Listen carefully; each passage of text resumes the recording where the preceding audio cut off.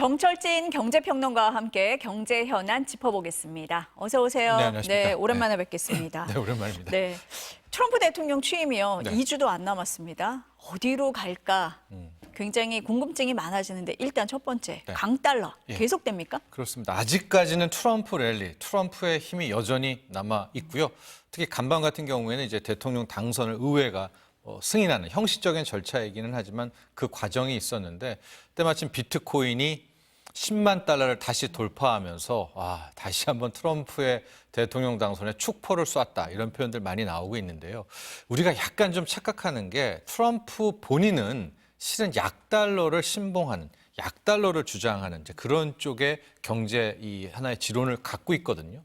그러니까 제조업을 살려야 되고 미국이 수출로서 흑자를 봐야 된다. 이제 이런 기조를 갖고 있기 때문에 약달러를 통한 뭐 가격 경쟁력 이를 통한 이제 수출 뭐 이런 걸 생각하고 있는데 시장은 정반대의 생각을 하고 있습니다. 그래서 11월 대선 때 트럼프가 당선된 직후에 가장 먼저 금리가 그대로 튀어 올랐고요. 이와 함께 미국의 국채 금리입니다. 그리고 달러가 강세, 아예 초강세로 돌변하게 되는 이런 상황이었는데 벌써 12월, 1월, 이제 1월 20일이니까 뭐 2주밖에 남지 않지 않았습니까? 여전히 강달러 현상은 시들어들지 않고 있고 이 고금리 또 금리도 떨어질 생각을 하지 않고 있는데 뭐 여러 가지 이유가 있겠지만은 하나는 이거죠. 이제 트럼프에 대한 믿음, 온리 아메리카. 이제 뭐 미국 퍼스트가 아니라 그냥 세상에서 미국 하나. 그럼 당연히 미국이 잘 된다면 달러도 해당국에 통화하는 달러도 강세일 수밖에 없겠다라는 이유 하나. 또 하나가 지금 트럼프들이 자기가 목적으로 하는 것들을 따라가 보면 이제 트럼프의 모든 정책들이 인플레이션을 유발하는. 그래서 아예 트럼플레이션이라는 용어도 나왔잖아요. 이제 그것 때문에 뭐 연준이 금리 인하에 대한 기조를 이야기를 하더라도 뭐 덜 내린다고 하더라도 아직은 금리 인하 기조임에도 불구하고 시장 금리인 국채 금리는 오히려 위로 올라가고 있는 이 기조가 이어지고 있어서 1월 20일까지 가보고요. 그다음에 트럼프가 이제 본격적으로 행정명령이든 뭐를 발령하고 그 다음에 시장의 반대 급부까지 확인을 해야 지금 나오고 있는 이 강달러, 아예 갓달러, 킹달러입니다. 그리고 고금리가 여기서 더 가는지 아니면 이제 변곡을 맞게 되는지를 확인할 것 같습니다. 그러니까 실제로 취임을 해서 어떤 정책을 펴느냐에 따라서 달라질 수 있지만 네. 지금은 이 강달러 기조가 계속 유지가 되고 있다라는 그렇죠. 말씀이시죠. 그만큼 트럼프의 파워가 강한 거죠. 네. 아니 그래서 뭐 중국을 비롯해서 일부 국가들은 달러에 휘둘리기 싫다. 네. 그래서 이제 다른 통화를 대안으로 모색하고 있다. 이런 보도가 나옵니다. 그렇습니다. 가능합니까? 아직까진 가능하지 않았죠. 지금 이제 특히 달러 결제 시스템에서의 핵심은 원유거든요. 이제 그래 과거에 뭐 9.11 사건 터지고 그랬을 때 오사마 빈라덴을 바로 안 때리고 이라크를 먼저 치고 간 이유도 겸사겸사. 왜냐하면 당시에 이라크가 자신들의 원유를 달러가 아닌 유로화 결제를 굉장히 시도를 했었거든요. 뭐 이제 나중에 후일담이지만 그래서 오사마 빈라덴을 치는 겸 뭐 이라크도 함께 공격했다. 달러 패권에 도전하는 것은 미국이 용납하지 않는다라는 거고요. 심지어 3주 전에도 느닷없이 이제 트럼프 당선인이 SNS에다가 이 브릭스 국가들을 향해서 달러 패권에 도전하면 앞으로 너네 국가들 미국의 물건 팔아먹을 생각하지 말아라. 뭐 이런 이제 엄포를 놓고는 있는데 그럼에도 불구하고 많이 힘은 빠진 것 같아요. 특히 이번에 러시아 우크라이나 전쟁 펼치면서 러시아의 그 많은 천연가스 등등의 원자재들이 이제 여러 개 제한을 받잖아요. 수출 제한. 이게 중국한테는 호기가 돼서 그 남는 물량을 뭐 중국 같은 이제 이런 국가들이 받아가요. 러시아 원자재를. 이때 거래들은 실은 달러 결제가 아닌 뭐 위안화 결제라든가 루블화 결제를 하게 되면서 야금야금 과거에 비해서 실질적으로 달러 패권에 대한 도전이 굉장히 크고요. 또 하나가 미국의 빚, 미국의 국가 부채가 이제는 32조 달러, 33조 달러, 35조 달러가 넘었습니다. 36조 달러예요. 우리 원화로 계산을 하면 이제 4경이 아니라 5경이거든요. 그러니까 그거 결국 달러가 갖고 있는 빚입니다. 해당국 통화에 녹아 있는 빚이거든요. 이런 사실을 좀 놓고 보면 아직까지는 킹 달러, 갓 달러 하지만 전에와는 다르게 달러 위상은 점점 떨어지고 있는 것도 사실이고요. 그래서 이제 트럼프 2.0 시대에서 여러 가지 화두 중에 하나가 과연 달러가 승승장구할 수 있을까 이번에 브릭스 국가들이 자신들이 갖고 있는 원자재로 한번 달러와 대결을 펼치지 않을까 이제 이런 이야기가 나오는 것도 사실입니다. 앞서서 잠깐 강달러 설명을 하실 때 네. 사실 트럼프 당선인은 약달러 정책을 더 맞아요. 선호한다라는 네. 말씀을 하신 거잖아요. 네. 그러니까 그게 무역 적자 뭐 그 부분 때문에 액면으로는 그렇습니까? 그렇습니다. 네. 예, 액면으로는 그런 거고 트럼프 생각은 이거예요. 달러가 약세가 돼도 달러는 못 건드려. 그러니까 그런 믿음이 있는 거죠. 본인 스스로가. 그래서 달러 패권을 막 얘기를 하면 야, 달러 패권을 얘기하면 강달러가 돼야 맞잖아. 이렇게 얘기를 할 텐데 트럼프는 그런 생각이 아니라 본인에게 이 그냥 무의식과 본인 생각이 달러는 영원해. 그러니까 달러 패권에는 도전하지 마. 대신에 나는 그러니까 미국은 강달러, 약달러를 오가면서 이제 크게 경제를 조절할 텐데 본인 집권에서는 약달러를 통해서 지금 무역 적자가 너무나 심하니까 이 무역 적자 해소를 요구하려는. 이제 그래서 항상 약달러를 신봉하고 있고요. 트럼프 일기 때도 보면 트럼프 당선되니까 또 막 흔들리면서 달러 강세 가다가 1년 차, 2년 차로 가면서부터는 빠르게 달러가 약세로 좀 떨어진 그런 측면이 있었습니다.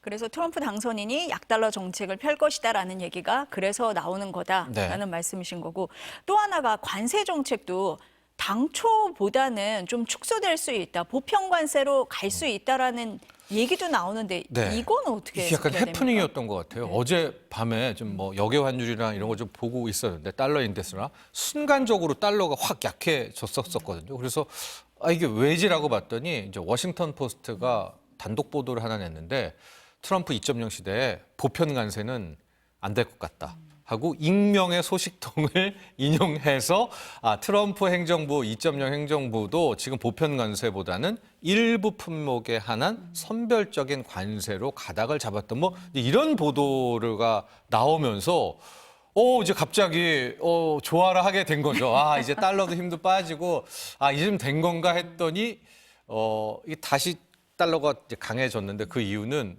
트럼프 본인이 등판을 해서 전형적인 가짜 뉴스다 하고 그 익명의 소식통이 누구냐 뭐 이제 이런 식으로 몰아치니까 아닌가 보다 뭐 이렇게 했지만 그런데 지금 이 워싱턴 포스트 보도뿐만이 아니라 지난 주말에 있었던 정미 경제학회 뭐 수많은 경제 석학들도 한만 이 계산기를 두드려 봤을 때 지금 트럼프가 이야기하는 것처럼 10에서 20%의 보편 관세를 매기고 또 자기에게 좀 안 보이는 중국 같은 나라는 60%의 뭐 이상 그 이상의 관세 폭탄을 던지고 이게 이제 현실적으로 좀 말이 안 된다라는 이야기들이에요. 이제 미국의 물가가 아직까지는 뭐 그렇게 안정된 것도 아닌데 여기에 관세를 높인다?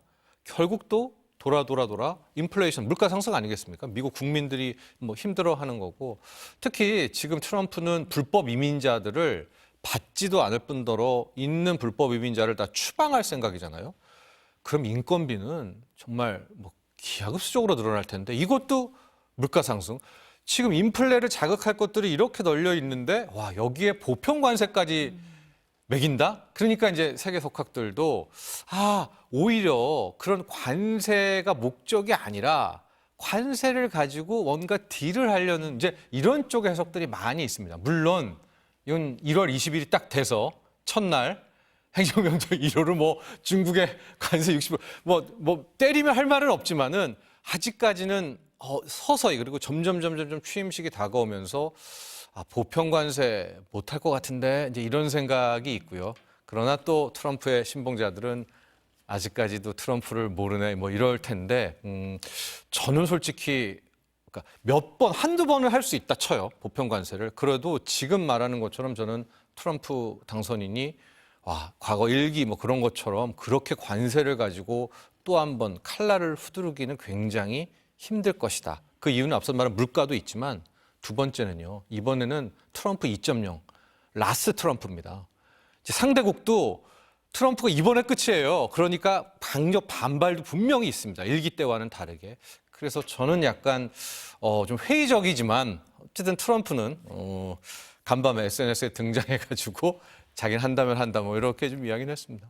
지금 이제 중국 말씀을 하셨는데 그러면 트럼프 2.0이 되면 중국하고의 관계는 어떻게 할 거냐 네. 이제 관심이 모아지는데 이제 시진핑 주석이 이제 취임식에 가잖아요. 네. 그래서 두 사람이 어떤 밀약을 맺을 거다 뭐 이런 전망도 있습니다. 예, 이게 이제 한 뭐 2, 3주 전부터 많이 나왔던 제2의 플라자 합의 이야기 많이 나오고요.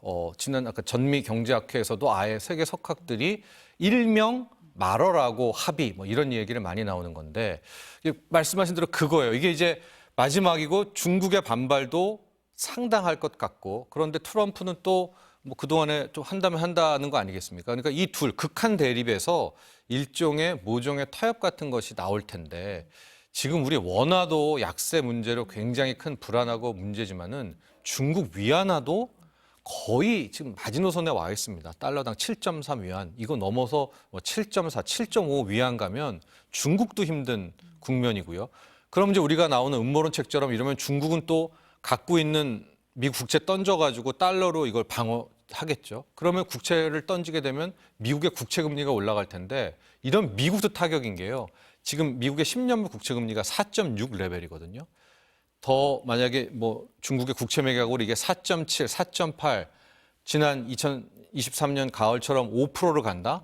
또 지역 은행들 파산 문제, 또 상업용 부동산 파산 문제. 이게 또 미국도 타격을 봅니다. 그래서 방금 앵커께서도 얘기한 것처럼 이게 극한 대립이 아니라 어떤 이런 극한에서의 합의가 나오지 않을까? 이제 그게 말어라고 합의인데요.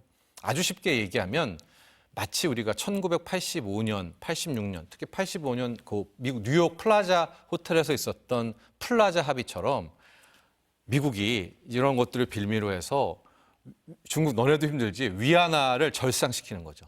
그러니까 당시에는 플라자 합의 때는 엔화를 절상시켜가지고 뭐 달러당 240엔이었던 게 뭐 순간 140엔, 120엔 때까지 결국 떨어지잖아요. 그만큼 엔화 강세가 나온 것처럼 이번에 뭐 이런 국가들이 합의를 해서 엔화가 아니라 위안화의 강세를 요구를 하고 그러면서 미국은 약달러로 뭐 트럼프의 뭐 무역 수지 적자 해소 같은 걸 이뤄내고 중국은 지금 위안화도 위태위태한데 뭐 그냥 위안화 절상을 통해 가지고 중국이 지금 수출 국가 얘기하지만요. 중국은 이제 내수로 또 먹고 살 수 있는 나라거든요. 그러니까 위안화 강세를 또 용인하면서 이 두 나라가 이제 제2의 플라자 합의, 일명 말어라고 합의를 통해서 또 하나의 길을 낼 것이다. 여기에 가장 좋은 나라는 한국이다. 왜냐?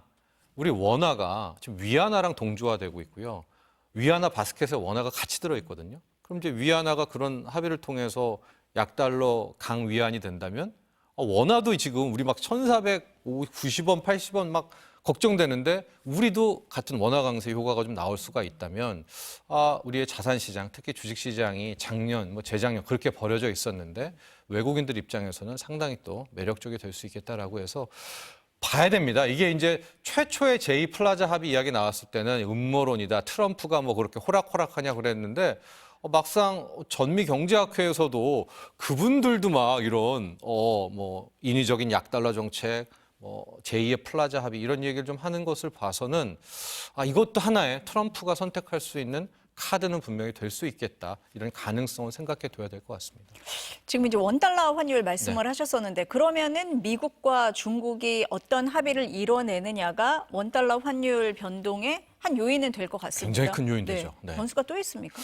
역시 국내 전국 안정이 되겠죠. 지금 원화 약세 측면에서는 역시 뭐 계엄 탄핵으로 이뤄졌던 불안전한 한국에 대한 뭐 신뢰도겠죠. 신용 등급에 대한 문제도 있기 때문에 그것도 역시 영향을 줄 수 있다라고 볼 수가 있겠고요. 또 하나 세부적인 디테일로는 일본입니다.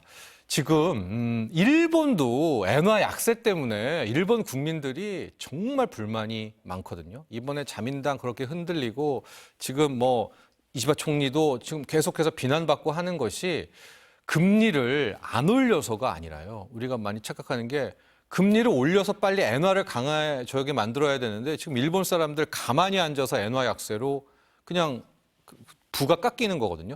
지난 1985년, 86년, 87년과는 정반대죠. 그때는 인위적으로 엔화가 강해지면서 그냥 달러 표시 자산이 가만히 앉아 있는데 2배씩 이상 되니까 이제 그때 버블이 낀 건데 그래서 만에 하나 1월 혹은 2월에 일본이 금리 인상을 전격 단행하고 향후에도 이제 금리 인상의 기조를 천명할 경우에는 엔화가 이 언저리에서 강하게 돌면 엔화 강세, 달러 약세, 원화 강세 이 메커니즘이 분명히 될 수 있기 때문에 한 그런 전국 안정과 일본 중앙은행, 일본이 과연 어느 정도만큼의 금리 인상에 대한 이 푸시를 할 것인가 이것도 우리 환율에는 좀 영향을 미칠 것으로 보입니다. 오늘 원달러 환율은 보니까 지금 1,453원 선에서 움직인다고 합니다. 네. 지금 평론가님 말씀대로 국내적으로는 정치적 불안이 있고 대외적인 변수 여러 가지 네. 작용을 할 수 있다. 이렇게 봐야 될 것 같습니다. 네, 오늘 말씀 네. 여기까지 듣겠습니다. 감사합니다.